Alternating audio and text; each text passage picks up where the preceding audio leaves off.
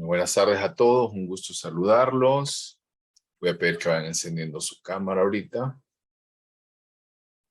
para darles un par de instrucciones para poder iniciar también. Espero que hayan aprovechado ahorita estos días a descansar un poco, porque realmente este periodo va a ser medio accidentado en términos de feriado. Ya de ahí en un par de semanas ya tenemos feriado otra vez, así que bueno, a tratar de avanzar lo más que podamos. Bueno, un par de cosas, un par de anuncios. En primer lugar, creo que ya notaron que está subido en el campus virtual ya una buena parte de lo que nosotros vamos a estar trabajando en la primera unidad, tanto en el sentido de los materiales que nosotros vamos a utilizar. Ya les subí una carpeta entera con todos los manuales de las pruebas, y además de eso les subí los textos, el texto de Sattler, el de ahorita el que estamos utilizando para y ahorita el que estamos utilizando para la primera unidad. ¿Sí? Voy a compartirles rápidamente para que lo puedan observar. Aquí en la parte donde dice general, ahí está ya el calendario de actividades, todas las fechas que nosotros vamos a trabajar, la programación, y en la carpeta los textos de la clase. Ahí van a observarlos ya todos. Y además en la unidad 1 ya van a encontrar las dos primeras clases que tuvimos y dos tareas. En primer lugar, esta es la revisión bibliográfica sobre las escalas de medición. Ahí hay un documento para que ustedes lo puedan trabajar. Esta tarea se entrega el próximo lunes, a medianoche. Esto es con la idea de que ya estemos todos en sintonía, porque aquí les voy a pedir que vayan a hacer una revisión bibliográfica. Les recomiendo que vayan al libro de métodos 2, ¿sí? Al libro de métodos 2, al de estadística aplicada. Ahí están todas las preguntas que van a encontrar. En el caso de la curva normal, escalas ordinales, nominales, entre otras cosas. Y también van a tener la segunda tarea, que son los casos de ética. Estos casos de ética se van a desarrollar en el siguiente jueves, no este jueves 29, sino el siguiente que nosotros vamos a tener. Ahí hay un documento en PDF porque lo vamos a utilizar para ese día. Eso en cuanto a las evaluaciones de la primera unidad, porque en el caso de la unidad 1 es una unidad bastante corta, ¿verdad? Porque, bueno, les decía ayer a los estudiantes de psicología general, no hay todavía una postura clara de la universidad respecto a el feriado morazánico. En teoría, yo asumiría que van a ser los días miércoles, jueves y viernes, que es 5, 6, 7. Entonces, dentro de la idea que yo tengo es evaluar el 4. Va a evaluar el primer examen, que como les decía es la unidad más corta, es la unidad que lleva menos tiempo y es más teórica. Entonces, para que el 4 de octubre ya hayamos evaluado toda esta primera unidad. En teoría, ese es mi plan, pero a veces hay algunos años que deciden dar toda la semana, pero la anuncian como una semana antes. Entonces, por lo menos hasta este momento, hasta este punto, esa es la idea. Otra cuestión respecto a las edades, ya revisé los manuales y la edad usted puede aplicar desde los 0 meses hasta los 7 años, ¿verdad? Eso es según la prueba de Edin, ¿verdad? Pero, la edad más utilizable, la edad ideal, va a ir desde los 4 años, 0 meses, hasta los 6 años, 11 meses. ¿Ok? Eso vamos a verlo esta semana. Vamos a empezar a ver cómo hacer el cálculo de edad cronológica y demás. Pero que tenga entre 4 y 6 años. 6 años, 11 meses. Casi 7, pero no 7. ¿Ok? Esa es la edad con respecto al niño que vamos a necesitar. ¿Bien? Pero en las dos LIC, ya siendo en la Wixi y en la EDIN, Sí, ¿se puede utilizar el mismo niño o serían dos niños distintos? el mismo niño. Okay. Esa es la idea. Por eso estaba pendiente de enviarle esa edad exacta para que apliquemos una sola entrevista y apliquemos al mismo sujeto, al mismo niño o niña, las dos pruebas. 7 años dijo, perdón, ¿cuántos meses? 4 años, 0 meses a 6 años. 6 años. 6 años, 11, no, 6 años, 8 meses lo vamos a dejar.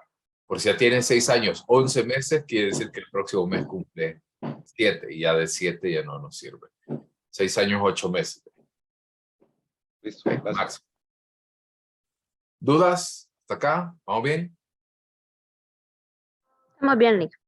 Buenas Perfecto. tardes, licenciado, Carla. perdón. Le quería hacer una pregunta. ¿La entrevista se puede hacer virtual con el niño o tiene que ser presencial con el niño y los padres? Vamos a hacerla presencial y también va a ser con los padres, porque la entrevista predominantemente es con los padres. ¿Ok? Eso lo vamos a ver más o menos la última semana o incluso el mismo día del examen. Yo les voy a dar algunos lineamientos sobre la aplicación de la entrevista. ¿Ok? ¿Dudas? ¿Preguntas hasta acá? Con respecto a la primera tarea, quería saber si se tiene que hacer a mano, así en un cuaderno. Ujú. Si no me equivoco, ¿A mano? dice letra legible, dice. Exactamente. Ok, eso es todo. Listo. A mano y traten de que sea, porque yo lo voy a leer, ¿verdad? Así que traten de hacerlo. Puede hacerlo en su cuaderno, no hay ningún problema, o en una hojita aparte, no hay ningún problema. Mientras usted tome una fotografía y luego sube el PDF, puede hacerlo como usted guste. Lick, ¿Vamos bien? mínimo, ¿cuántas páginas ocupa para esa tarea? No hay un mínimo entre una página o una página y media, porque hay conceptos que ya son como bien dados. En el caso de hablar de la escala ordinal, escala nominal y todo eso ya es como conceptualización, como una página y media. Ok, gracias. Listo. Ok. Licenciado. Jensen. Sí, perdón, saliéndome del tema, solo si me daba permiso de reconectarme unos minutos porque tengo que moverme para mi trabajo. Allá voy a recibir la clase. Ok. Bien. Bueno. Si no hay más dudas, entonces vamos a iniciar la clase del día de hoy. La semana pasada empezamos a voy a darles una revisión rápida con respecto a los antecedentes históricos de la evaluación psicológica. Voy a empezar a compartir la pantalla ahorita para poder avanzar. ¿Todos están viendo ahí pantalla completa? Sí, Lick. Sí. Ok. Y si quieren ahorita, vamos a apagar la cámara. Vamos a necesitar, dentro de un ratito, vamos a necesitar el documento, el PDF, del libro que nosotros estamos utilizando para la unidad 1, para que vayan abriéndolo o vayan buscando. Vamos a hacer un pequeño trabajo en grupo, de manera rápida, para que podamos avanzar. ¿Ok? Voy a apagar yo también mi cámara. A manera de repaso, veíamos la semana pasada y hacíamos estas 3 preguntas importantes, que incluso una de ellas la van a encontrar también dentro de su tarea. ¿Qué es la medición psicológica? ¿Para qué nos sirve? ¿Y por qué es importante? Y todos al final llegábamos a la conclusión que la medición psicológica nos ayuda a tomar decisiones, nos ayuda a conocer y sobre todo tomar decisiones para tratamiento o para recomendación. Asimismo, cuando veíamos ya el concepto específico de evaluación psicológica, podemos determinar que es una disciplina científica que tiene objetivos tanto básicos y de aplicación como de investigación. Se dedica a la exploración y análisis de la conducta humana y su fin último es tomar decisiones para la intervención de los individuos.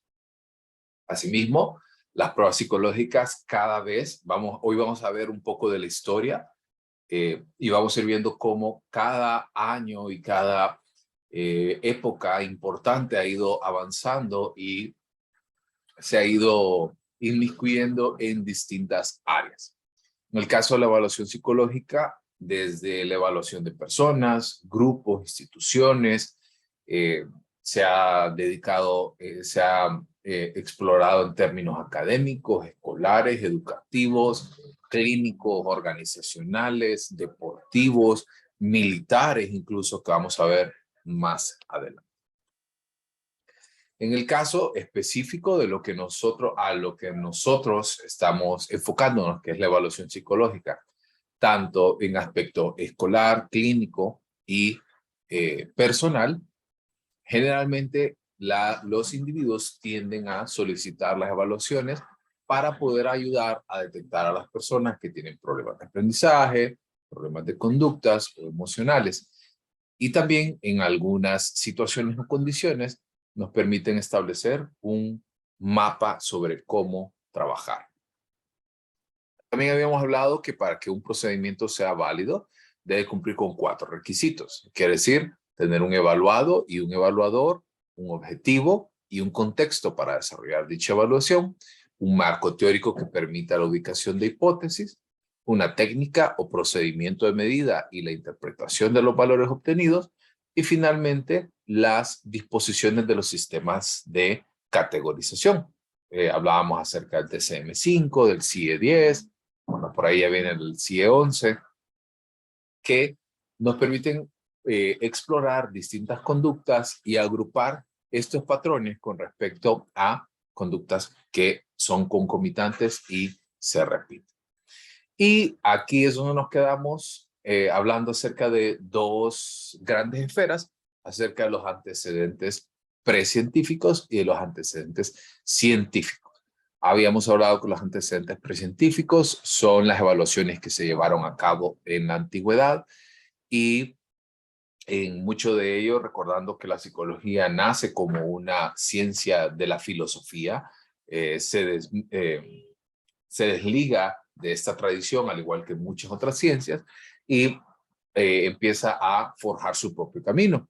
Algunos antecesores de estas etapas previas al método científico, como Platón, Aristóteles, Descartes, el empirismo inglés, John Gall también, que fueron de los autores más relevantes para poder hacer la exploración de cada uno de estos hitos.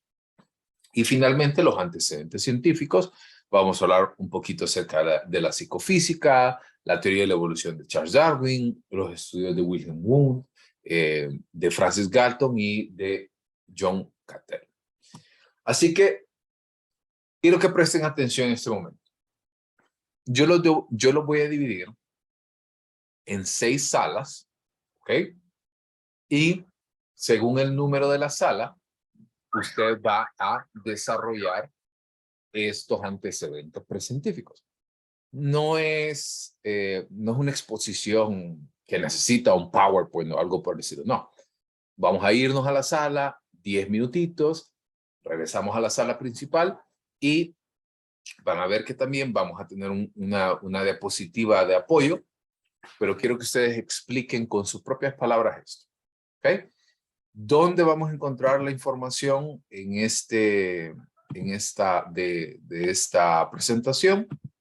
Un segundito para mostrárselos. Está en el libro de los textos de la clase que dice 2015, el libro, evaluación psicológica, nombre completo dice evaluación psicológica, historia, fundamentos teóricos conceptuales, Aragón. Y se va a ubicar específicamente en la página número...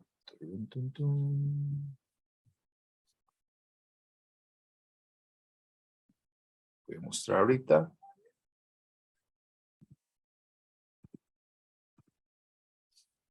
Ok, se va a ubicar en la página... Aquí. Página 12. A partir de la página 12 del PDF. Y ahí va a encontrar los 6 hitos importantes. hablábamos de las evaluaciones en China, 2200 años antes de Cristo, en los datos acerca de Platón, ese es el segundo punto, Aristóteles el tercero, el cuarto, vamos a adelantar un poquito, es Descartes, el quinto, el empirismo inglés, empieza ahí hablando en Inglaterra, y finalmente el estudio de Franz Joseph Gall. ¿Me entendieron hasta aquí? ¿Qué vamos a hacer? Yo ahorita los divido en 6 salas y nos vamos a cada una de las salas a trabajar en cada uno de ellos. ¿Ok? ¿Dudas? ¿Dudas? ¿Todo bien? Ok. Ahorita les va a aparecer las salas abiertas. Por favor, váyanse ahí y me gustaría que vayan compartiendo pantalla para que puedan ir leyendo. ¿Ok? Adelante.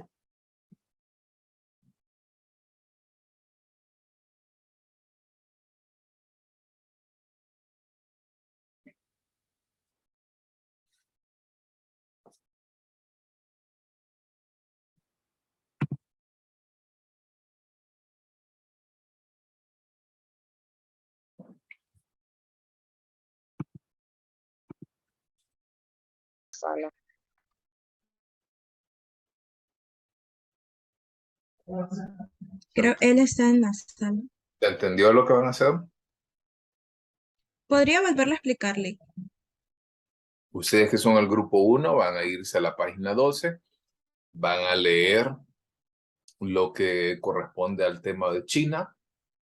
Y luego cuando ya cierre el aula y esta sala y vayamos a la sala principal, uno de ustedes va a exponer, a hablar rápidamente sobre los datos más importantes. ¿Estamos? Ok, muchas listo. gracias. Lick, buenas. Es que fíjese que tenemos una fecha en general o tenemos que hablar de todas. ¿Qué grupo son ustedes? 5. ¿Y cuál es el punto 5 que les había dicho? Sí, es que eso es lo que no habíamos entendido, si eran por puntos o eran seguidos todos. No, el punto que les toca a ustedes. ¿Cuál sería? Ok, el 5. Sería el empirismo inglés. Exactamente. Ok, gracias Lick, solo eso. A la orden.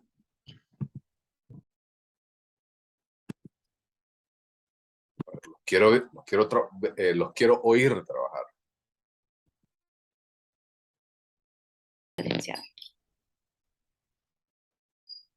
¿Cómo van? Estábamos hablando ahorita con las compañeras de que son varios antecedentes precientíficos. ¿Cómo vamos a trabajar todos o vamos a especificar ¿Cuál es el uno? grupo que les toca a ustedes? El 2, licenciado. ¿Y cuál es el punto 2? Eso es lo que estábamos viendo en la captura de pantalla. De Platón. Platón es. Solo Platón. Vamos a interpretar esa o qué es lo que vamos a hacer. Lo van a leer y cuando volvamos a la sala principal van a hablar, una persona va a hablar acerca de esto, rápidamente. No ¿Vamos? importa la cantidad o el tiempo. Hacer 1 minuto. Ok, ¿Listo? listo, gracias, licenciado.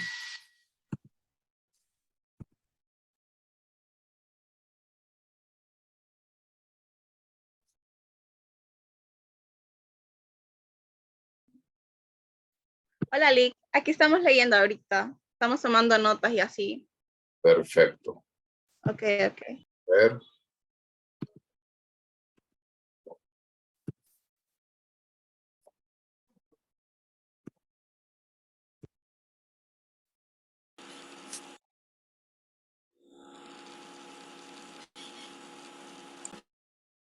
¿Cómo van por acá? Estamos buscando la información en el libro ahorita. Ok.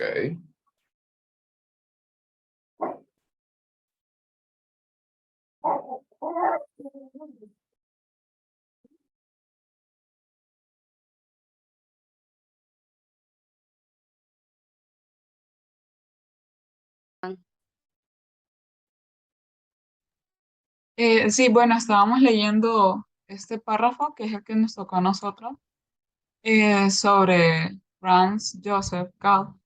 Y bueno, ahorita nada más estamos leyendo para ya después comentar las ideas y lo que captamos.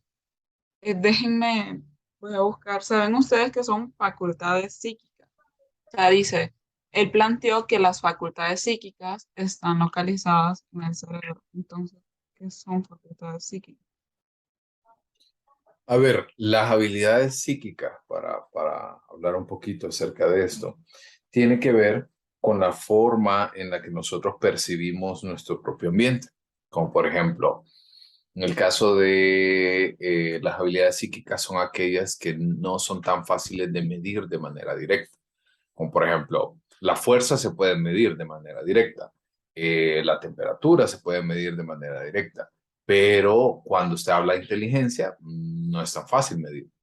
O juicio, razonamiento, ¿sí? O sea, son todas aquellas como áreas que no son tangibles y que forman un componente sumamente importante.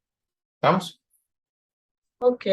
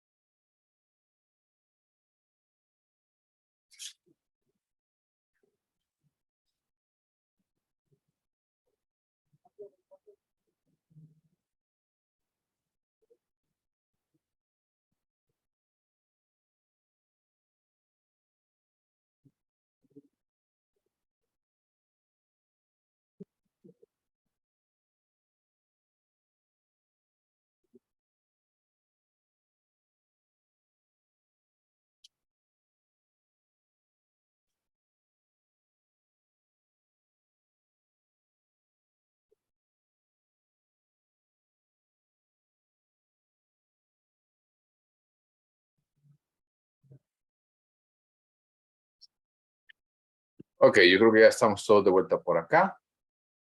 Voy a seguir compartiéndoles pantalla. ¿Okay? Para el grupo número 1, que vamos a hablar acerca de las evaluaciones de aptitud en China.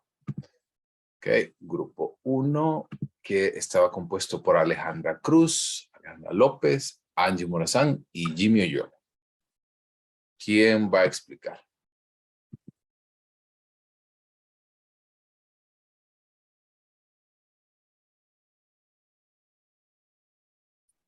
¿Está bien si yo explico, Lick?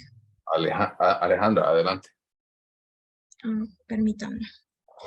Entonces, prácticamente, esta datación fue 200 años antes de Cristo, ¿verdad? Y relata de cómo en China se utilizaban exámenes de aptitud para poder colocar a las personas en ciertos puestos.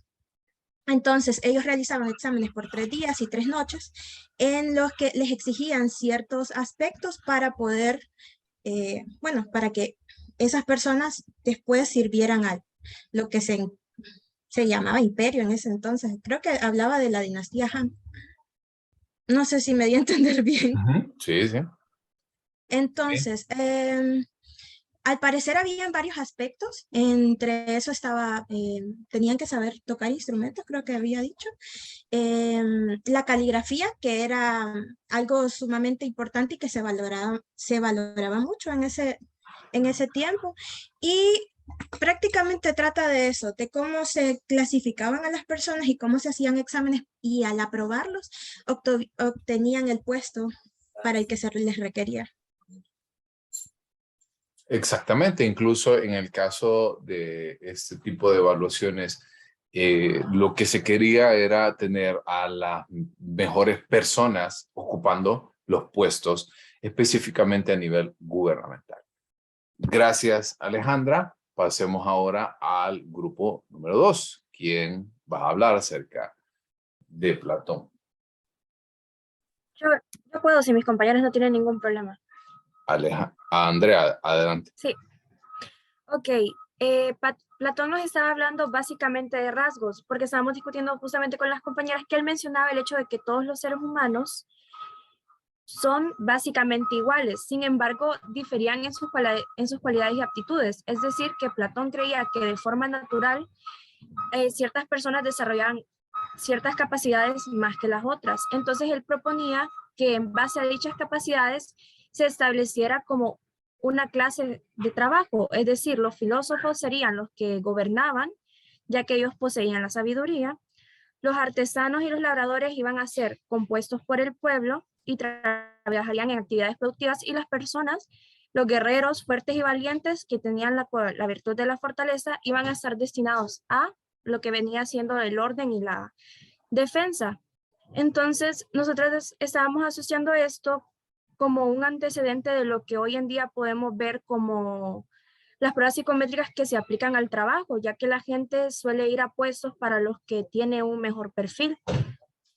Entonces, cuando hablamos de rasgos, encontramos que de forma natural, tal vez algunas personas estamos mayor dadas o tenemos mayores aptitudes para ciertas cosas. Entonces, eso se consideraba como la primera prueba de actitud existente que buscaba, bueno, Platón buscaba, decía, determinar quiénes tenían la destreza militar. Exactamente, gracias, Andrea. Incluso en el caso de este momento, vamos a ver que para el grupo número 3, que hablan de Aristóteles, hablaba mucho acerca de las habilidades innatas, las habilidades con las que personas ya nacen, que de repente no fueron formadas para eso, pero que tienen muchas habilidades o facilidades para desarrollar ciertas acciones. Incluso esto se ve en la actualidad, quizás en nosotros, ¿verdad? Como un país que no es tradicionalmente muy fuerte en ámbitos deportivos, pero que ustedes pueden observar, por ejemplo, países como China, países como Estados Unidos, tienen atletas que son básicamente desde su cuna formados para la disciplina que ellos consideran que es apropiado basado en sus aptitudes físicas. Así que esto no es algo nuevo, así que desde el año 400 antes de Cristo aproximadamente estaba dentro de la mesa. Gracias, grupo 2. Avancemos, o no sé si alguien tiene algún otro comentario del grupo 2. Sí, lo que quería agregarle a la compañera, perdón, licenciado, es que decía Platón que no habían personas, que todo en sí teníamos, se me fue la idea, pero hablaba, perdón, licenciado, hablaba de que todos tenemos, que todos somos totalmente, que no hay dos personas iguales. Eso es lo que decía el licenciado, que no hay dos personas iguales, que aparentemente parecíamos iguales porque tenemos un aspecto parecido, pero éramos totalmente diferentes. Eso decía Platón. Gracias. Incluso en el caso, vamos a ver más adelante ahorita cuando empecemos a hablar con respecto a Aristóteles, que se mencionan incluso una de las teorías más interesantes a nivel de las teorías humorales. Entonces, solo un bolsito de dedo y quiero ahora volver a compartir. Gracias, grupo 2. Grupo 3.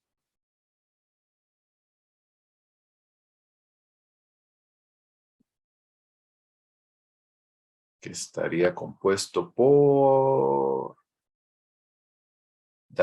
Vinela Ramos, Dulce Díaz, Francisco y Carla Varela. Bueno, licenciado, creo que no está la compañera que ya había dicho, ¿verdad? Pero bueno, más que todo comienza hablándonos, ¿no? De que pues Aristóteles en ese entonces él se percató de las diferencias, de cómo todos diferimos, ¿no? Tanto en características mentales y morales, ¿no? Y decía que estas diferencias, ¿no? Eran factores innatos, es decir, la persona ya nacía con ellos. Y también nos daba el ejemplo que decía que por más que un hombre se propusiera ser el mejor, este hombre no lo iba a conseguir porque era algo con lo que él ya tenía que nacer, ¿verdad? Y decía que por tanto, en el caso de los hombres, decía que ellos tenían como más poder que las mujeres y que un hombre de clase baja, clase media, no iba a alcanzar a uno de clase alta, ¿no? Y bueno, también mencionaba lo que nos decía que los hombres poseían demasiadas cualidades y demasiados rasgos y nos habla de diferentes tipos de temperamento y personalidad, ¿verdad? Los que están aquí en la presentación, que es el sanguíneo, el optimista, el melancólico y el triste, el colérico, el iracundo y el flemático y apático. Y también había un trabajo, el nombre no sé cómo pronunciarlo, la verdad, pero donde comparaba bastante lo que era el tipo de temperamento con el tipo de cuerpo. Por ejemplo, decía, tenemos lo que es el tipo pínico o endomorfia, ¿verdad? Que es la tendencia a la obesidad. Decía que estos solían tener solían ser más que todo amables, dependientes y tanto dependientes a lo que era la aprobación social. Asimismo, también solían ser extrovertidos y podían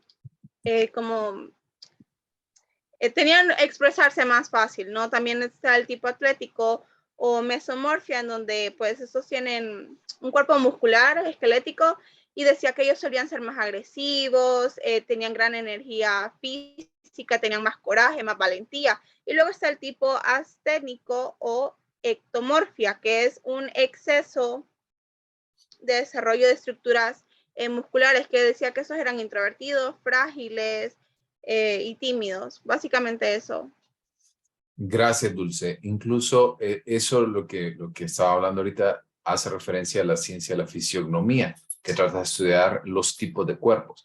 Y esos tres que usted acaba de mencionar todavía en la actualidad son utilizados, solo que no son utilizados para explorar la personalidad como lo está haciendo Sócrates en este momento, sino que es una forma de estudio del cuerpo para, por ejemplo, como para poder asociar el tipo de cuerpo con la presentación de ciertas enfermedades. Por ejemplo, en el caso del mesomórfico, el del tipo que tiende a la obesidad, tiende a tener mayores problemas de tipo principalmente crónico no transmisible, o los ectomórficos, que son personas que tienden a tener dificultades en temas de hipertiroidismo, por ejemplo, se les dificulta mucho ganar peso o ganar masa muscular, entre otras cosas.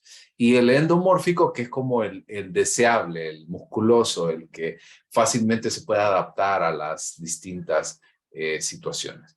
E incluso Empédocles e Hipócrates, 100 años antes, empezaron a hablar acerca de las teorías humorales. Y si ustedes recuerdan en psicología general, creo que ustedes lo vieron, cuando hablaban acerca de que existe un balance de estos cuatro fluidos a nivel corporal, que es la sangre, en el caso de la bilis negra, la bilis amarilla y la flema, que cada uno de ellos, dependiendo de la personalidad, era los distintos balances que pueden ocurrir. Obviamente en este momento, pues, no contaban con los avances tecnológicos como para poder detectar si realmente es que existían estos cuatro fluidos, pero fue por lo menos uno de los primeros intentos en tratar de clasificar las personalidades en tipologías. Gracias, Dulce. Grupo 3, ¿alguien más?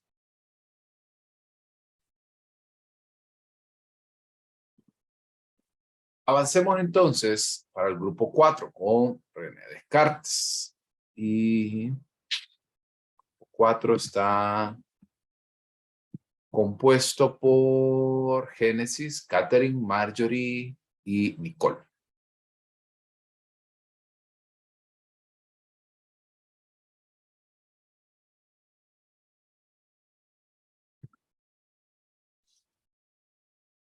¿Quién va a hablar?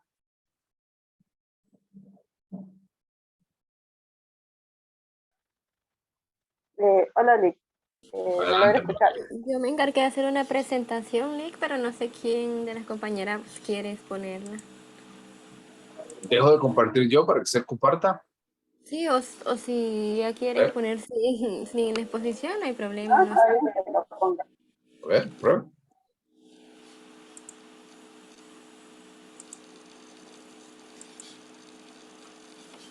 Bueno, aquí está, la dejé aquí porque no me dio tiempo.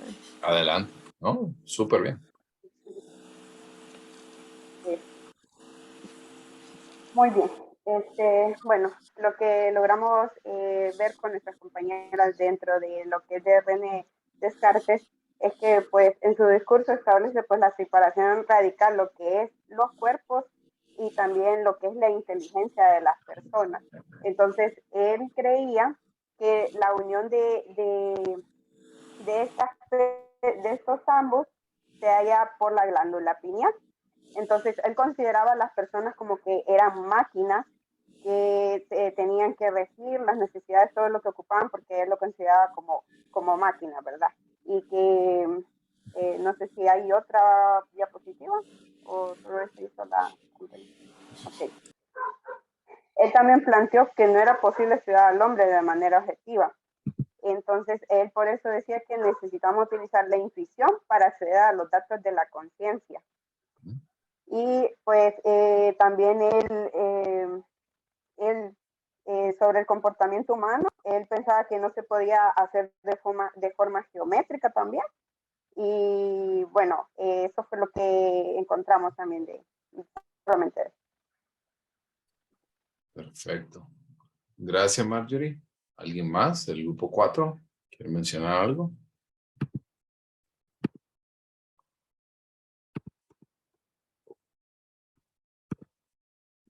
Ok. Algo interesante también que ocurrió con René Descartes, es uno de los pensadores más importantes que marca el inicio del... Incluso a Descartes no se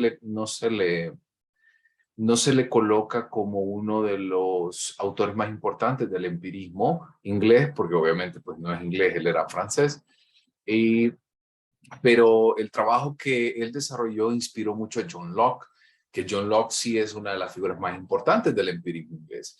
En el caso de Descartes se plantea mucho acerca de los cuestionamientos principales que se desarrollaban en aquel momento a nivel filosófico, el motivo, quiénes somos, hacia dónde vamos, si es que existe algún tipo de propósito superior.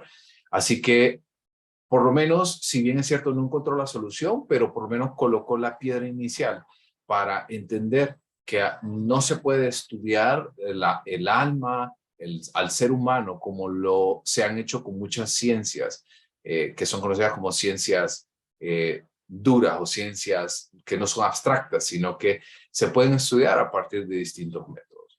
Por ende, esto le llevó a que debía de observarse no solamente, o se debía analizar no solamente lo observable, sino también todas las interpretaciones que se podían entender a partir de esto. ¿Ok? Gracias, grupo 4. Avancemos, grupo 5. Hablar un poquito del empirismo inglés, que está formado por Ariel, Cloris, Didi y Jeffrey.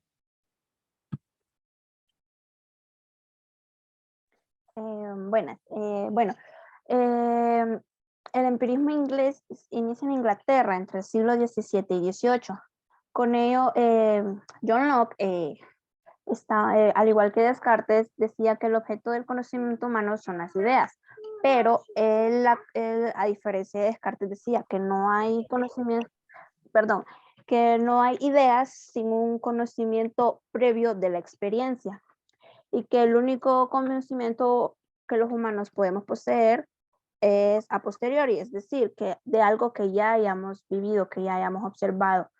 Entonces, perdón, me pongo un poco.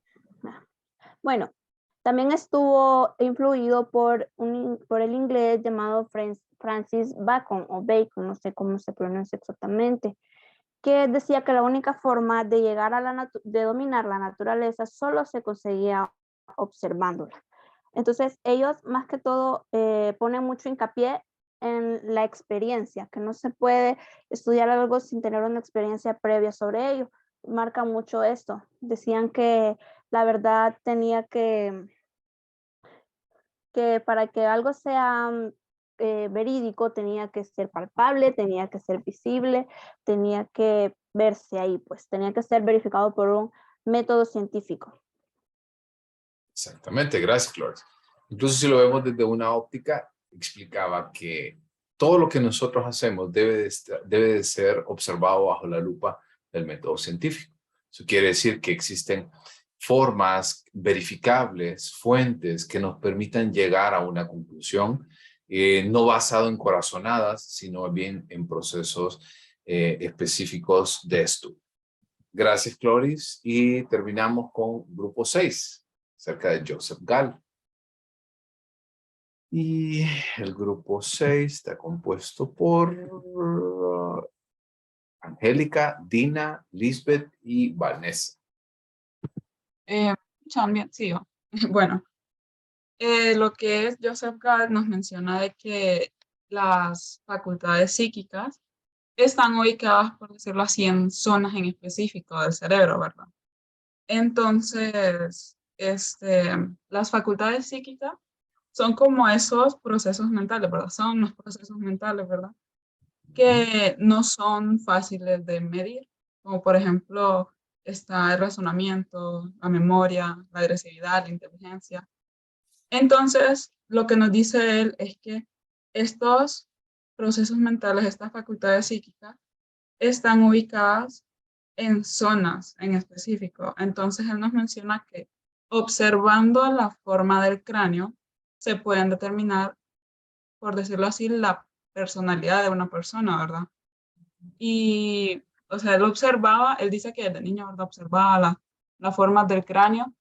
Y bueno, porque el cráneo es eso que cubre el cerebro, entonces, dependiendo de la forma del cráneo, ahí está, digamos, con lo del cerebro también, ¿verdad? Entonces, él nos dice, ¿verdad?, de que observando esas protuberancias del cráneo, se puede dar, por decirlo así, observar las características de personalidad de una persona.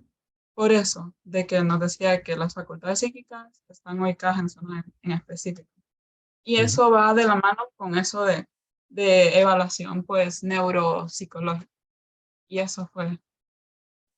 Exactamente. E incluso, vean, algo interesante es, no quiero que malinterpreten que el estudio de Joseph Gall fue algo malo en todos los sentidos, porque realmente, si ustedes recuerdan, en psicología general, hablábamos del aprendizaje y el aprendizaje puede tener incidencia en la estructura de nuestro cerebro. Así que por lo menos detrás de algo verídico estaba Joseph Gall. Sin embargo, el hecho de estudiar las protuberancias desde un punto externo realmente no era tarea fácil, por lo cual este es el último de los hitos importantes que demuestran el proceso del método, de los hitos más importantes en el término de la era precientífica como tal. ¿Okay? Y esto, a su vez, entonces, me abre paso a hablar distinto de los antecedentes científicos. Y uno de los componentes importantes que abre el telón del método científico es algo que se conoce como la ecuación personal.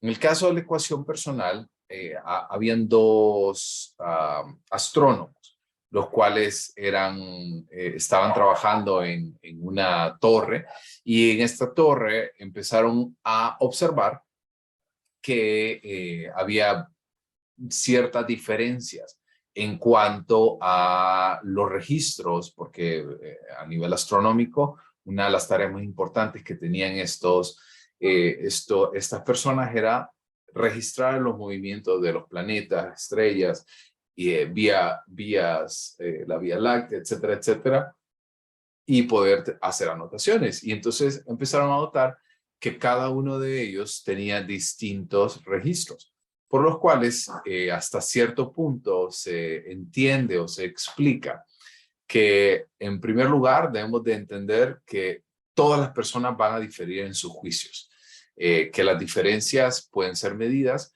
pero que son muy individuales y muy particulares. En segundo lugar, es que el ser humano, cuando es utilizado el ser humano como un instrumento de medición, va a cometer errores. Y esto es algo que todavía en la actualidad ocurre, porque el error realmente es parte del ser humano. Y finalmente, que todo instrumento de medición, tanto psicológica como de todos los instrumentos de medición adicional, van a poseer un margen de error. Por ejemplo, uno de las situaciones más cotidianas que nosotros nos encontramos es con la medición de nuestro peso corporal. ¿Les ha pasado alguna vez que se pesan y luego a los minutos se vuelven a pesar y están 2 libras más flacos o 2 libras más pesados? O por la mañana usted se mide la estatura y está más grande y en la medida que va pasando el día va haciéndose cada vez más pequeño. Sí pasa. Sí pasa. ¿Y por qué creen que sea esto? Porque cada persona nos mide o talla de forma diferente. Porque hay márgenes de error.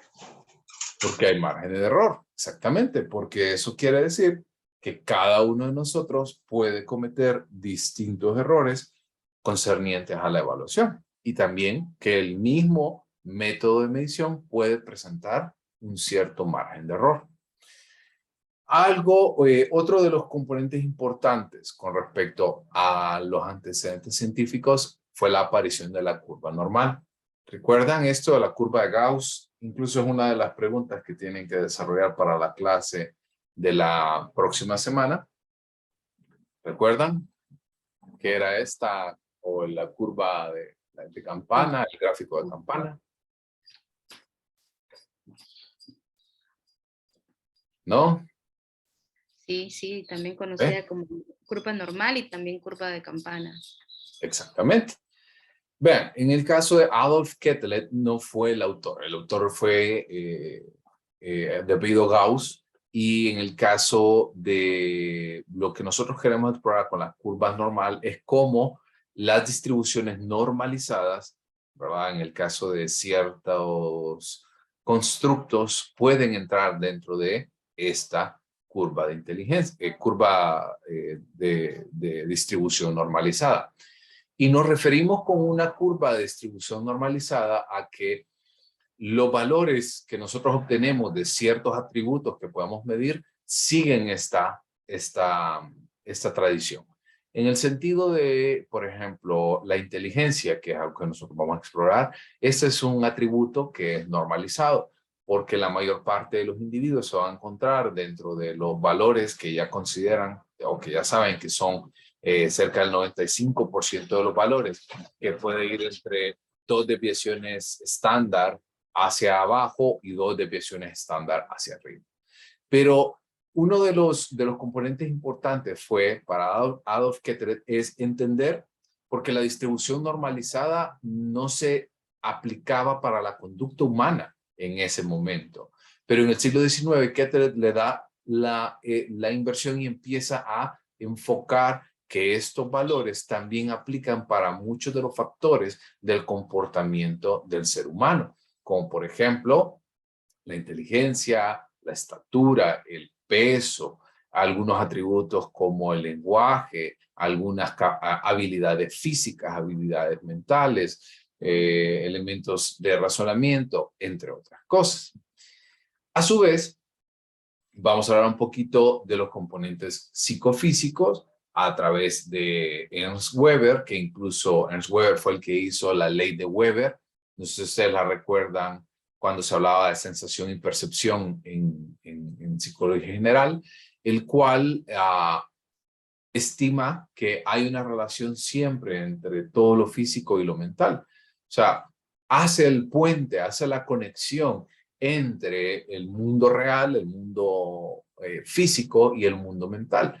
Y esto es por medio de la exploración sumamente importante sobre los aspectos de sensación y percepción.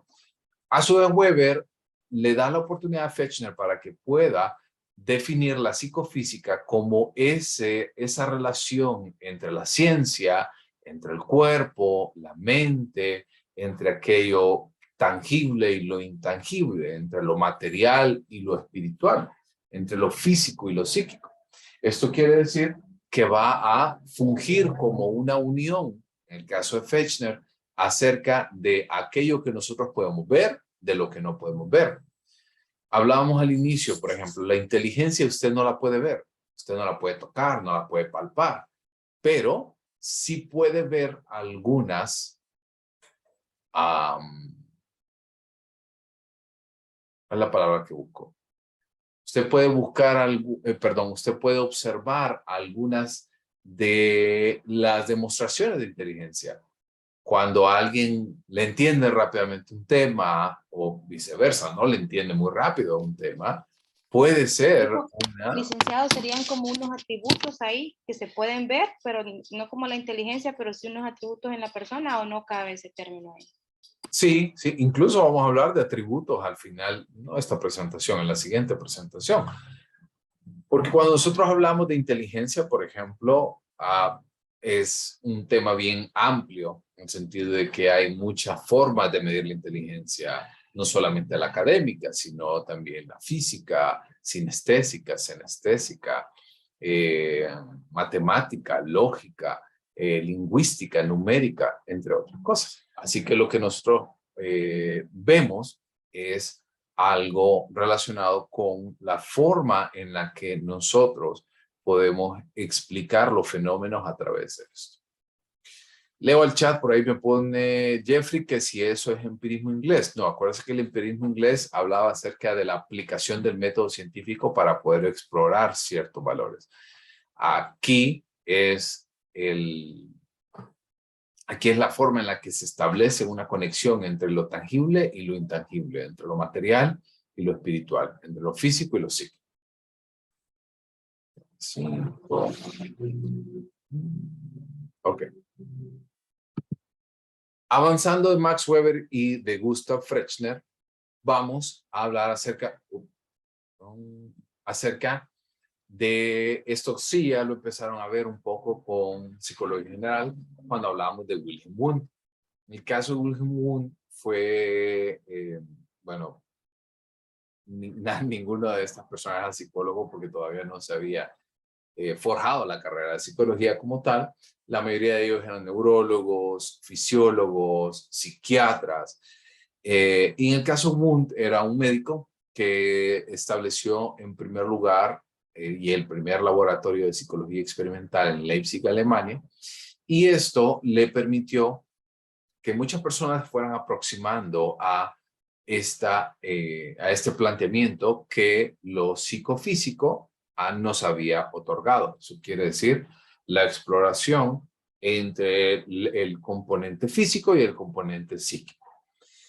Y en el caso de Wundt hizo 4 aportes importantes para la evaluación psicológica. El primero de ellos es que el hecho de que él estuviera experimentando, o sea, que estuviera desarrollando distintos estudios y que se fueran replicando, se fueran repitiendo en un laboratorio y que fueran capaces de poder ser replicados en otro laboratorio por otras personas, brindaron las bases de la estandarización. ¿Qué entienden? Pregunta general. ¿Qué entienden ustedes por estandarización? Y si usted cree que alguna vez ha participado de un proceso de estandarización.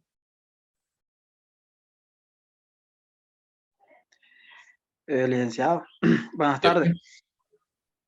Proceso de estandarización es que todo sea igual, todo se haga de forma igual.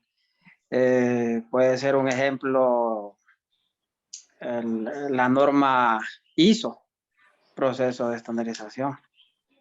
La norma ISO es uno de los mejores ejemplos que se pueden tener. Las normas de estandarización hablan acerca de que todos deben de estar más o menos en el mismo nivel, en el mismo lugar, deben de cumplir la misma rutina. Por ejemplo, todos aquí participaron ya de un proceso de estandarización académico, que es la PAA. Todos tuvieron que seguir instrucciones, seguir procesos en los cuales tenían que cumplir con un ritmo en específico, reglas establecidas, tiempo establecido y finalmente poder entonces obtener un resultado a partir de los esfuerzos. Y esto fue uno de los primeros o uno de los pioneros en establecer la estandarización en la medición psicológica. En segundo lugar, empieza a darle un contexto a la psicología dentro de las ciencias naturales como una ciencia empírica, volviendo al empirismo, o sea, que se le puede aplicar el método científico y por eso es que se puede separar entonces de la filosofía, porque la filosofía no se puede aplicar el método científico porque lo que estudia es no tangible, no medible y sobre todo no cuantificable. En un tercer punto va a postular el método experimental para el estudio de la conciencia. Eso quiere decir, el estudio de la conciencia en ese momento se entendía como todo aquello no tangible. Y en el caso del método experimental, pues postula entonces ciertos aspectos para poder irlos perpetuando a través de. Y finalmente, limita las observaciones a los procesos más elementales de la conciencia, tales como los tiempos de reacción del individuo, las sensaciones auditivas y visuales, la percepción psicofísica, entre otros. Incluso, más adelante voy a compartirles el libro para que puedan ustedes observar cuáles eran aquellos ítems que en los cuales se hizo este primer intento de hacer una prueba de inteligencia. Hasta aquí, ¿estamos bien? ¿Claros? ¿Dudas? ¿Preguntas? ¿Consultas?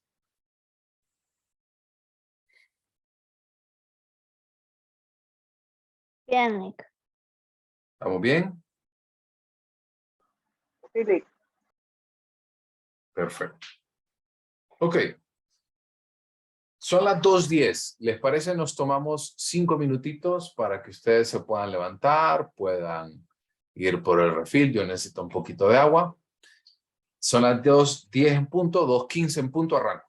No se salgan de la sala, no se desconecten ni nada. ¿Ok? Está bien, Nick. Gracias. Está bien, Nick.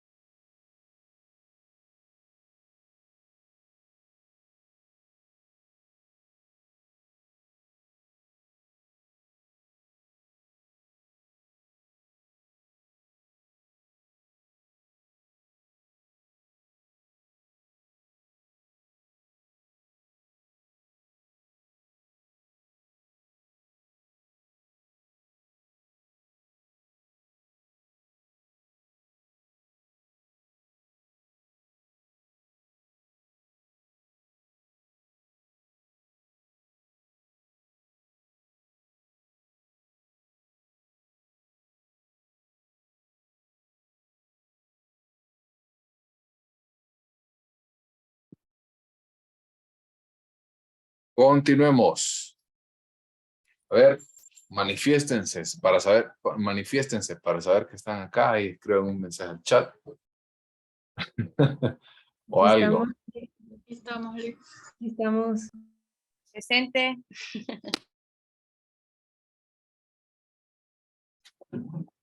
Continuemos. A ver.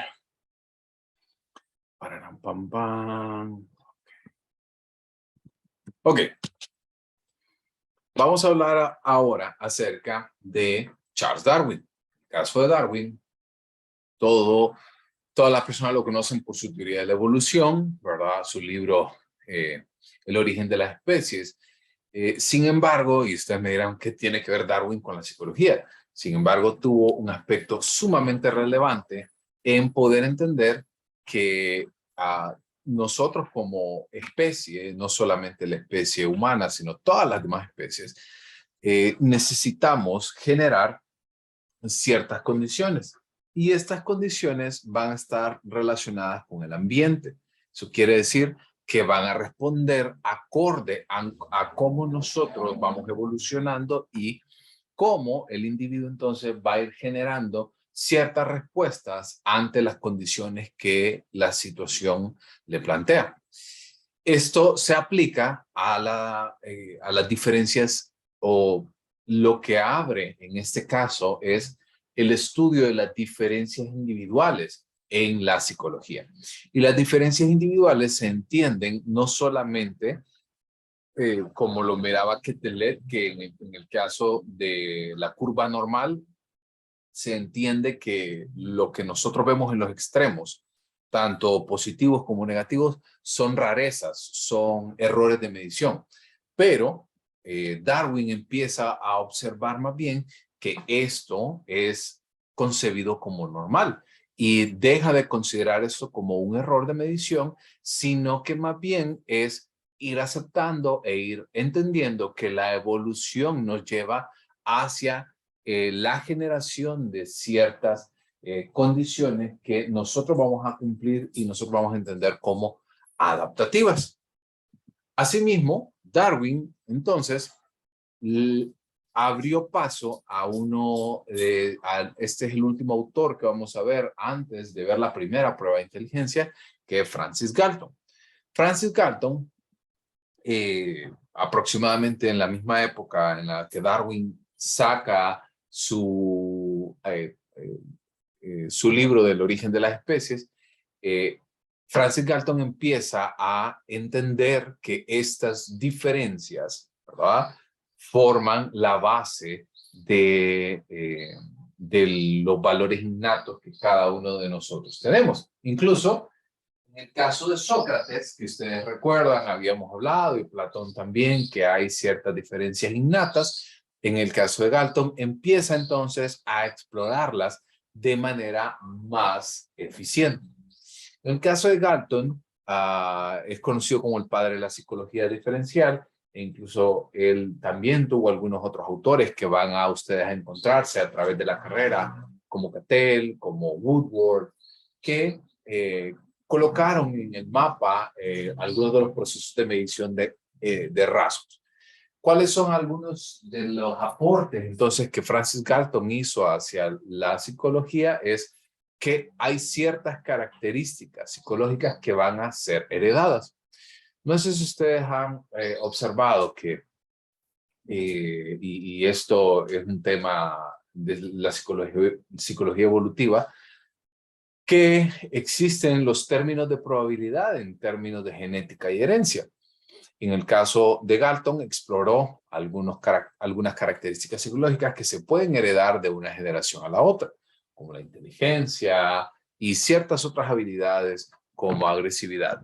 No quiero decir con esto de que hay un gen de la inteligencia o un gen de agresividad, sino que en conjunto la interacción que se da entre las características asociadas de los individuos y la forma en la que interactúan los individuos a nivel contextual van a ofrecer un nuevo marco de interpretación.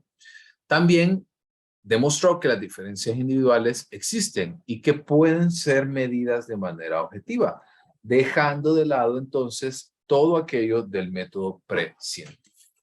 También él da el inicio, aunque un poco de manera accidentada, ya lo vamos a ver más adelante, pero él comienza el movimiento de las pruebas mentales y el uso de procedimientos estadísticos en psicología. En el caso de Cattell, ¿verdad? Que es, como les decía, es uno de los autores más importantes. Incluso Cattell fue una de las primeras personas en finales del siglo XIX que habló acerca del test mental.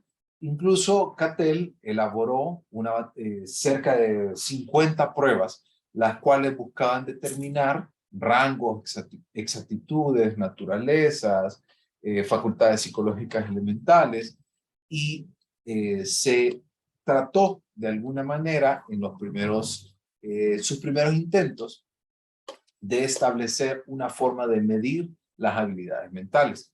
Pero vamos a ver más adelante que realmente las evaluaba, quiero adelantar un poquito, lo evaluaba de manera errónea, por así decirlo. ¿Le gustaría leer estos 10 cuadritos? ¿Me ayudaría? Sí, yo puedo, licenciado. Adelante, por favor. Fuerza de la presión ejercida con la mano medida con un diámetro. 2. Tasa o velocidad de movimiento de la mano con el trayecto de una distancia de 50 centímetros. 3. Umbral de tacto de 2 puntos, diferencia mínima no perceptible, donde 2 puntos todavía se perciben como separados. 4. Sensibilidad al dolor, grado de presión necesaria para sentir dolor con una punta de goma contra la frente. 5. Percibir la diferencia de peso de cajas en apariencia idénticas desde los 100 hasta los 110 gramos. 6. Tiempo de reacción para el sonido, rapidez con que puede moverse una mano al iniciarse una señal auditiva. 7. Tiempo para nombrar colores, tiempo que lleva enumerar los colores de una franja de 10 papeles de color.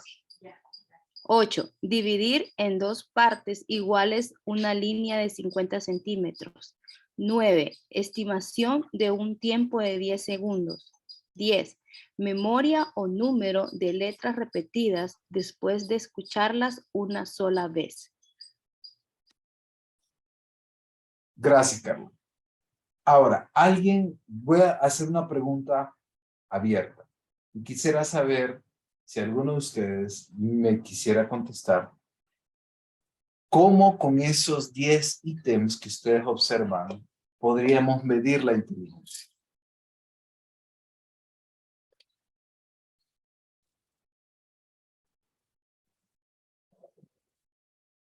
¿Me dirá qué, licenciado? Disculpe que no. La inteligencia. Sería como que comprobara o que entendiera los 10 ítems, que fuera uno por uno. Ok, pero vaya, pero literal, imagínense, yo lo que tengo es un dinamómetro. No sé si ustedes han visto el dinamómetro, se lo voy a explicar de manera muy coloquial, muy vulgar, pero ustedes han visto una prueba un aparato de actividad física que usted lo anda como apretando literalmente con su mano todo el día y que se supone que tiene beneficios en su antebrazo, bíceps, tríceps, etc. Eso es un dinamómetro. O sea, pero aparte de eso, pues tiene la habilidad de poder medir la cantidad de fuerza que tiene alguien en su agarre. ¿Eso cómo podrían asociarlo con inteligencia? ¿Tiene que ver la fuerza de agarre con la inteligencia? No. Sería más cómo influye la fuerza o cómo lo utiliza. Porque si no, no supiera cómo usar eso, ¿verdad? Bueno, digamos que la instrucción tal vez. Ok. Pero, o vaya, o qué tendría que ver la sensibilidad al dolor porque a alguien con una punta de goma le apriete la frente.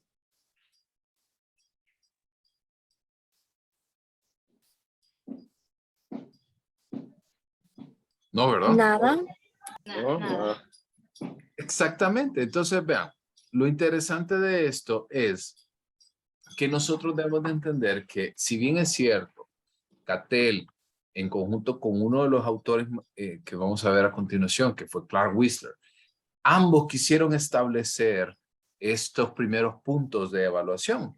E incluso Whistler fue uno de los autores que tomó los resultados de Cattell y empezó a tratar de establecer que existía un resultado, una asociación, una correlación entre los resultados de la prueba y poder pronosticar el desempeño académico. Pero estamos hablando de las pruebas mentales que acabamos de ver, de los 10 ítems que acabamos de ver. Y realmente, como ustedes se imaginarán, pues los resultados fueron caóticos. Realmente no era imposible de tratar de determinar cómo una persona con su fuerza de agarre tiene que ver con el desempeño académico. ¿Sí me entienden? ¿Hasta acá? Sí. Sí. Ok. Sí. Entonces, una vez que nosotros entendemos que realmente la parte sensorial, la parte motriz, no tiene nada que ver con las capacidades cognitivas. Por ejemplo, vean el ejemplo de, todos recuerdan, Stephen Hawking, ¿no? ¿Sí? Sí. ¿Recuerdan o no? ¿Qué recuerdan? La teoría del Tenía Big una Bang, enfermedad. creo. La teoría del Big Bang, algo así. No me acuerdo. Tenía una enfermedad neurodegenerativa, creo. Exactamente, que no se podía mover, no se podía desplazar, perdió el habla, era una distrofia muscular. O sea que fuerza no tenía, ni siquiera para poder moverse. Pero aún así tenía una capacidad cognitiva que incluso en la actualidad todavía no se han podido demostrar muchos de los preceptos que él consideró. Él ya falleció, pero lo que les quiero decir es esto, de que realmente no hay un vínculo entre las habilidades físicas y las habilidades cognitivas. Así que lo interesante de esto es que podamos entender que las situaciones alrededor de la vida de cada uno de ellos no tienen nada que ver las habilidades físicas con las habilidades cognitivas. Y ahí es donde nace entonces el siguiente punto que Clark Whistler entonces pone las primeras piedras de la evaluación, quizás no de la manera como hubiéramos creído, pero sí entonces nos da a entender qué o cómo no se debería de evaluar las habilidades cognitivas. ¿Hasta aquí? Sí, adelante. Sería como cuando una madre o una abuela, vaya, que dice, el niño es bien inteligente porque puede usar muy bien el celular cuando no pueden leer, sino que lo usan porque ellos ya nacieron con la tecnología. Entonces aplicaría en este ejemplo. Sí, incluso algo interesante de esto es como que nosotros tratáramos de evaluar, por ejemplo, la temperatura utilizando una balanza o quisiéramos medir el peso utilizando un termómetro. Realmente son instrumentos de medición, sí. Son instrumentos válidos, sí. Son confiables, sí. Pero no son para lo que nosotros solicitamos, no son para lo que nosotros queremos. Por ende, estamos evaluando habilidades que no deberíamos de evaluar bajo este centro. ¿Dudas, preguntas, consultas para poder avanzar? Licenciado, entonces CATEL evaluó más a nivel motor que cognitivo. Sí. Pero, Ok.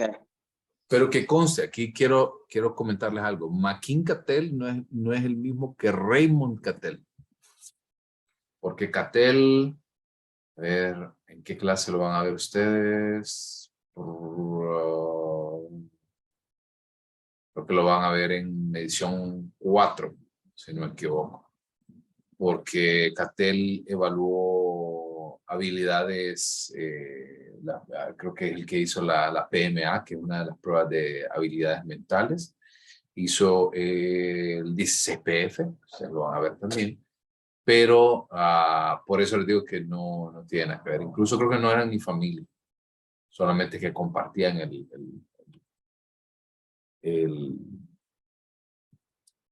el apellido. ¿Ah, bien?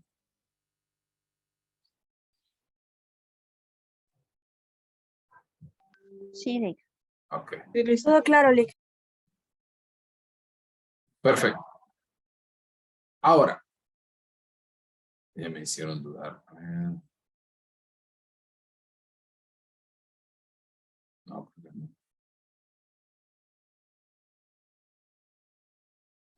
James Cattell, por delante. Nacimiento. Quiero revisar. Ya me pusieron a ver.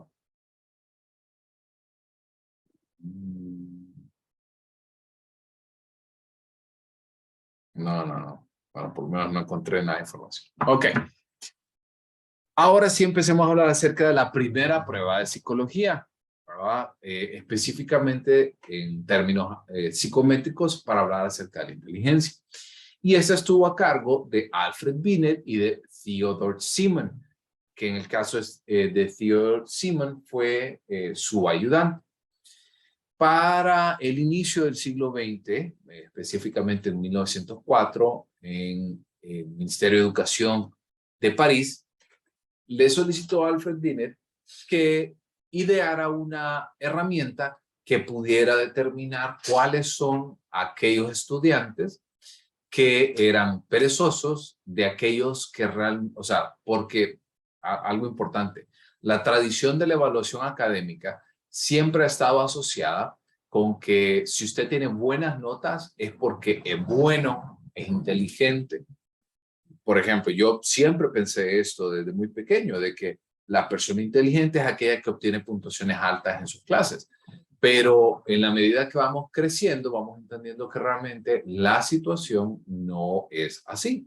Sobre todo porque cada uno de nosotros debe de ser capaz de entender que cada uno de nosotros tenemos distintos tipos de inteligencia. Pero volviendo para un poquito al contexto en el que nosotros estábamos hablando, las personas que sacaban malas notas en términos académicos, pues no se sabía en ese momento si realmente era porque realmente necesitaban ayuda, porque no le entendían, o simplemente por pereza o por algunas otras condiciones que de repente no estaban asociadas directamente con el funcionamiento intelectual. Y en 1905, entonces, Alfred Binet hace la primera prueba de inteligencia como tal, la cual pasó posteriormente por 2 revisiones en 1908 y en 1911. Voy a compartirles, a ver, aquí voy a dejar de compartir porque esto yo no lo puse en la presentación porque era demasiado extenso, pero sí les quiero mostrar entonces uno de los cambios más importantes entonces que hace por acá. En el caso, por acá, en el caso de Alfred Binet con respecto a esa primera prueba, vamos a ver.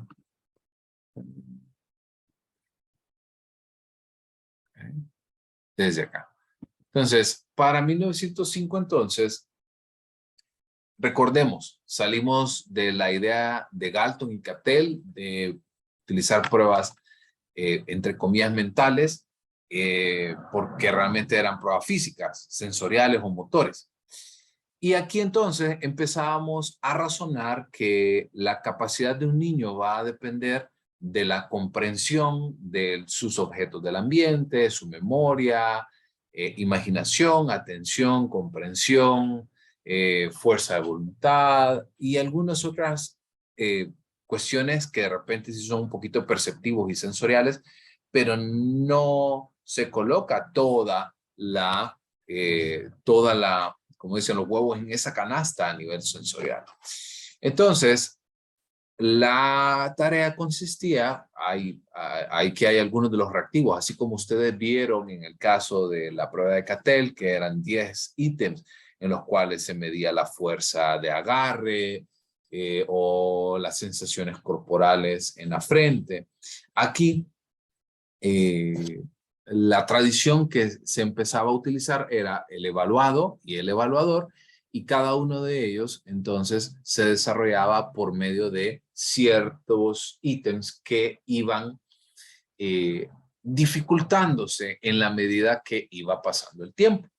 Adicionalmente de esto, resulta que estas revisiones empezaron con reactivos generales que se aplicaban a todos, pero luego en las revisiones que les decía se fueron acoplando mejor y se fueron ampliando algunos de los ítems y luego se fueron volviendo todavía más especializados para las edades. ¿Alguien quiere leer los reactivos que están enlistados a continuación, que son 30? A ver, voy a pedirle yo. Ayúdenme. Angie con los primeros 10. Jimmy del 11 al 20 y Victoria del 21 al 30.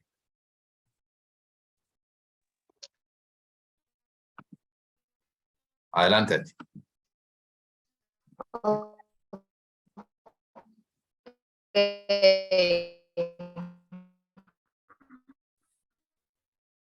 Le escucho. A ver, probemos. Porque escucho bien, bien. Para un objeto pequeño cuando se le pone al sujeto en contacto con la palma o el dorso de su mano. Tomar un objeto pequeño cuando se le pone a su vista y se le alienta verbalmente a que lo alcance. Reconocer la diferencia entre búsqueda de comida cuando se interpone una pequeña dificultad. Ingerir un cuadro de chocolate envuelto en papel. Obedecer órdenes sencillas e imitar ademanes simples. Darle al experimentador objetos familiares nombrados como taza, llave, cuerda, así como tocarse partes de su cuerpo, cabeza, nariz y orejas. Señalar objetos representados en láminas. Nombrar objetos representados en dibujos. Estas 3 últimas pruebas eran el límite superior para los niños normales de 3 años de edad. Comparar 2 líneas de longitud notablemente. Perfecto, gracias. Si ustedes observan, estos son ítems, son reactivos que son físicos, ¿no? Le pide al niño que siga un objeto en movimiento, que tome algo, pero quiero que entiendan por acá que estas no son habilidades físicas. Porque, por ejemplo, volviendo al dinamómetro, si usted aprieta algo con fuerza, eso es algo innato o es algo que usted ha ido desarrollando a través del tiempo, pero tiene que ver con fuerza física, no con la capacidad de poder, por ejemplo, entender el motivo del por qué lo estamos haciendo, o el hecho de notar diferencias entre objetos, obedecer órdenes sencillas, cumplir o tocarse, identificar partes de su cuerpo. Porque recuerden que la idea de esto, ¿verdad? Porque quizás les parecerá como muy infantil, pero recuerden que lo que estábamos evaluando aquí eran niños, no adultos. Así que en algunas de ellas podían mostrar dificultades a gran escala. Jimmy, adelante. Ítem del 11 al 20.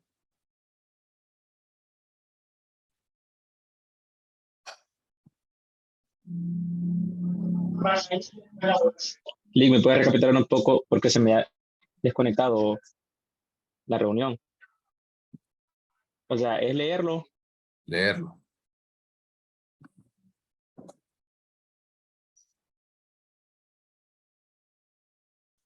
Bien, vamos a ver. Mejor avancemos con Génesis. Si quiere yo le ayudo.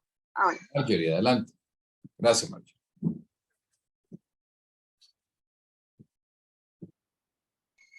Del 11 al 20, ¿verdad? Del 11 al 20, sí.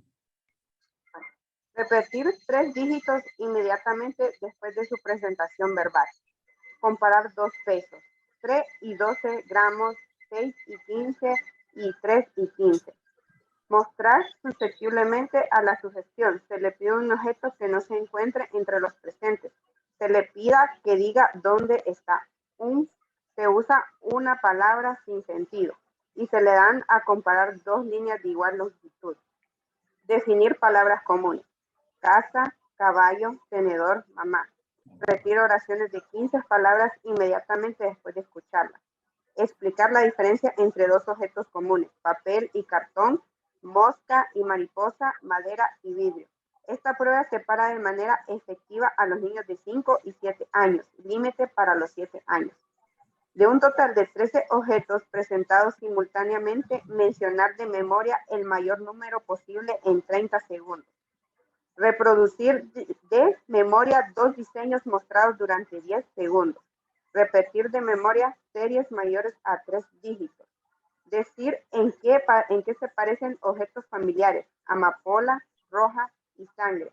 Hormiga, mosca, mariposa y pulga. Periódico, etiqueta y fotografía. Perfecto. Gracias, María. Y terminamos con Victoria, del ítem del 21 al 30.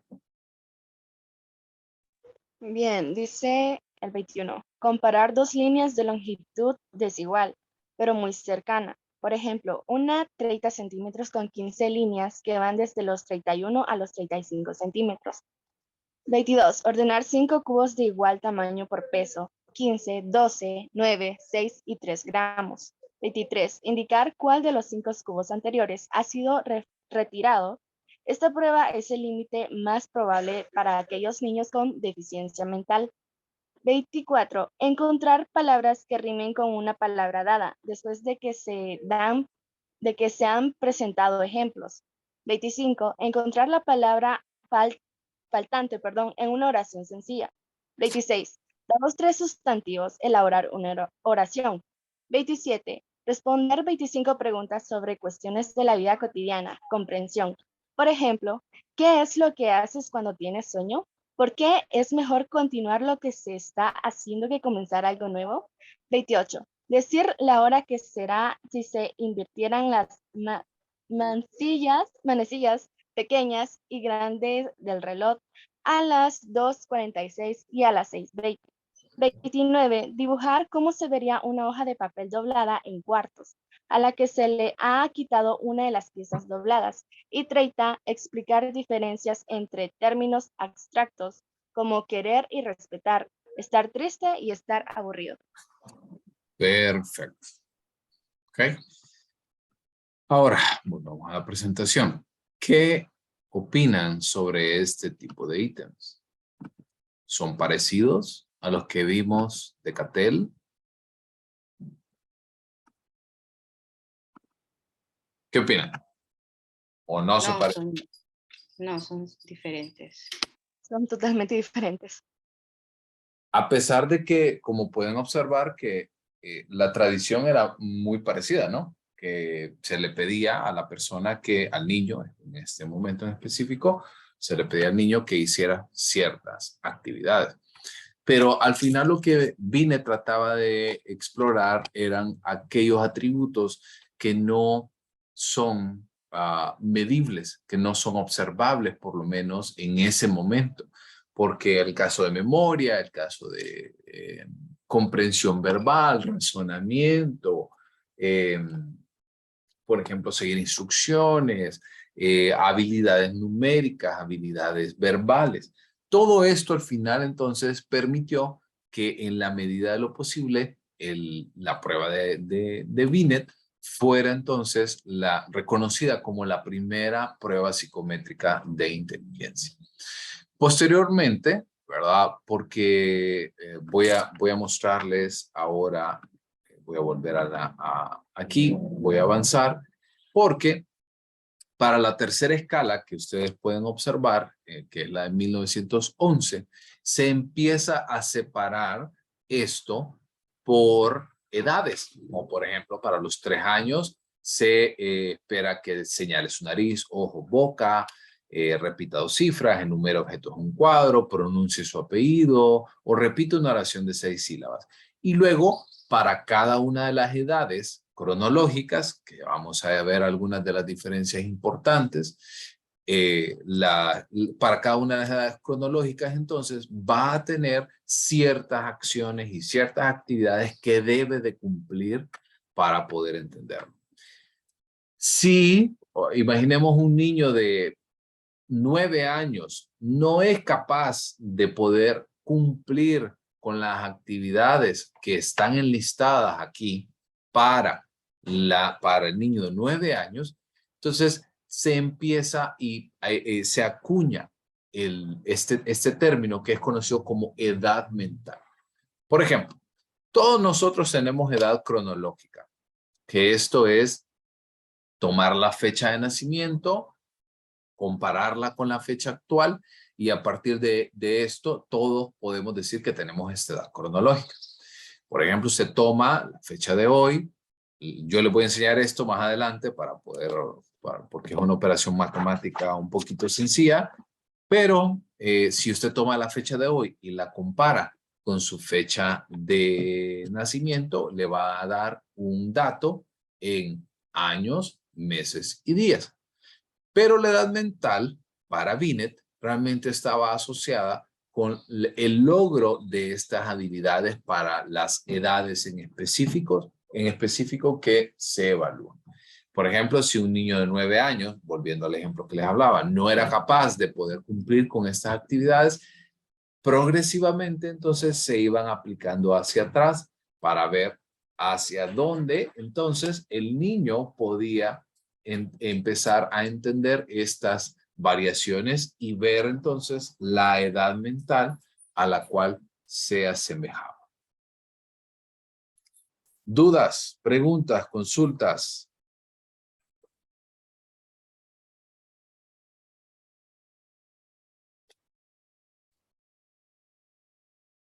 Vamos bien. Sí, claro, claro. Perfecto. Ok. Y volvamos a la presentación. Ya casi estamos a punto de terminar. Por acá. Porque posteriormente esta prueba de Binet, entonces, fue una de las figuras más importantes en el planteamiento de otras escalas de medición, como la escala de Lewis Terman, que en este caso pues tomó esta prueba de Binet como base y se le hizo una revisión en la Universidad de Stanford y se denominó el test de Stanford-Binet. Lastimosamente, en la actualidad, pues yo no tengo los materiales de estas primeras pruebas, pero en la próxima clase voy a mostrarles imágenes de estas pruebas, tanto del Stanford-Binet como de la escala Binet-Simon, y a partir de ello cómo fue mutando y cómo fue cambiando esto. Y en el caso de Lewis Terman, que fue uno de los autores más importantes, él fue el encargado de acuñar la palabra del coeficiente intelectual, o en inglés, que era el Intelligence Coefficient, o IQ. Así que la prueba que marca el inicio de la evaluación en términos de inteligencia es la escala Binet Simon, que nació como una necesidad de poder detectar a aquellos niños que presentaban problemas de aprendizaje en el sistema escolar francés y poder detectarlos para entender si necesitaban ayuda. Licenciado, no le escuché el nombre de la prueba que fue la primera que se aplicó, que mencionó. Binet Simon, o sea, es la unión de los dos, de los dos apellidos de los autores, de Alfred Binet y de Theodore Simon.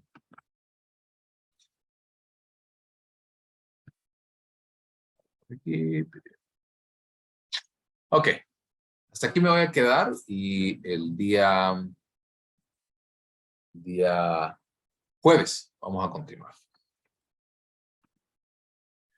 Dudas, preguntas, consultas, porque ya vamos a entrar, porque yo, como les digo, el próximo jueves vamos a ver un poco acerca de las imágenes, vamos a ver un poquito acerca de algunas figuras del test.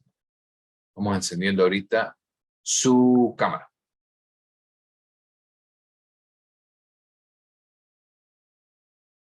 Ok.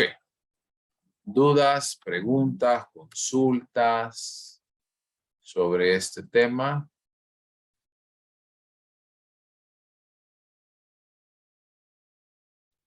Por mi parte, todo claro, Lick. Perfecto. Ok. Una vez entonces que nosotros terminemos en los primeros 20 minutos probablemente de la clase del jueves, vamos a iniciar entonces con el siguiente tema, que ya vamos a empezar a darle una introducción ligera al tema de medición psicológica, algunos aspectos, teorías de escalonamiento, y vamos a ver si le podemos dar el ingreso ya por lo menos a la primera clase, al primer acercamiento de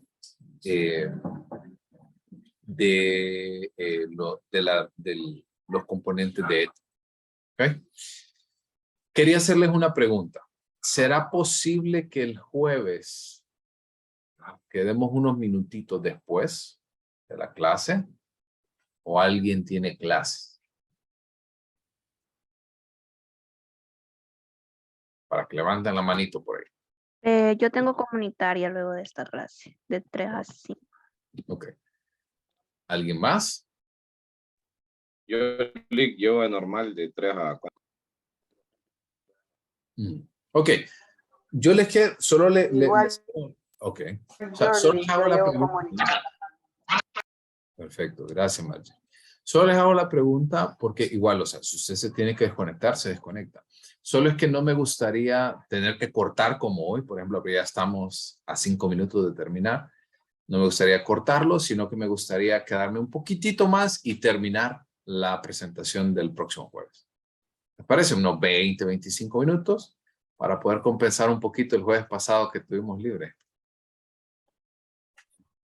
De mi parte está bien, Nick. Súper. Gracias, Didi. Así que, como les digo, si se tienen que desconectar, perfecto. Y ustedes ya saben que yo pongo la grabación al final de la clase. ¿Okay? Bueno, gracias entonces. Pórtense bien, vayan avanzando, tienen tareas. Yo en estos días también voy a estar subiendo más información al campus para que lo puedan ir observando. Gracias y feliz día. Gracias, Lick. Gracias. Gracias. Gracias.